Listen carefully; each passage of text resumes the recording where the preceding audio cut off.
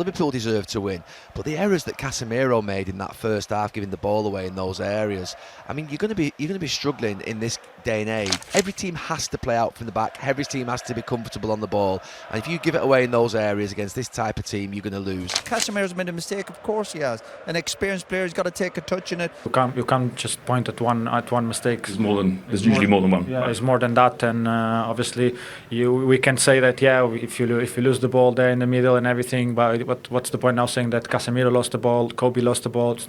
We're going to lose the ball if we want to take risks. And I thought he'd come back pre-season. Casemiro looked a little trimmer, maybe he was, but I think it's an unfortunate consequence of just getting older, and the game gets quicker. I just don't think he's going to get through an experience alone. Casemiro's so bad! Oh my God. Casemiro, my brother.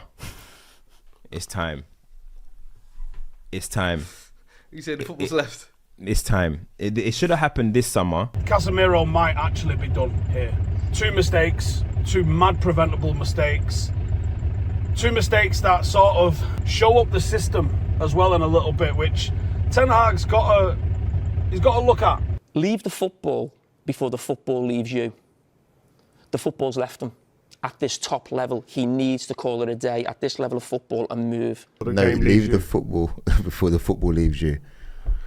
I just think that's highly disrespectful. I just think it's really disrespectful because, like, especially given what my man's won. Well, what Casemiro's done. His wife also let us know what he won as well when she posted. Yeah, the Brazilian wife don't play. Don't mess around with a Brazilian woman's man, because she will post pictures and stuff. Yeah, but she showed trophy cabinet. They didn't have a cabinet big enough for all his medals, by the way. Yeah, but I just think it's a tad disrespectful in that if there's more to it than just he's made a couple of because if you look at the 2 games before this season, he's been probably arguably Man United's best player. He was. Right? But what I would say is that I think it's easier to say that he's gone. He's finished. He's too old. He's almost 32 or he's 32 years old, right? But I believe, when I look at him, I just feel that he's being asked to do a lot of things, like play 30-yard balls and dictate the pace of the game, etc. These are things that Man United would never have recruited him for. You're right overall in that sense, but you're kind of like defending him a little bit too much. When you're talking about misplaced passes and you're talking about even last season against Bournemouth, like you're seeing things where you're like, it's hard because we think about this colossal player, but what we should be saying is, one thing we should be saying is, we should respect the fact that he took on the challenge to come to Man United. You know, he took on the challenge. He could have gone to Saudi and took the dye. He could have gone and played in a lower league but what he wanted to do was represent Man United. That is completely on fucking Casemiro. Absolutely useless. Another Casemiro mistake.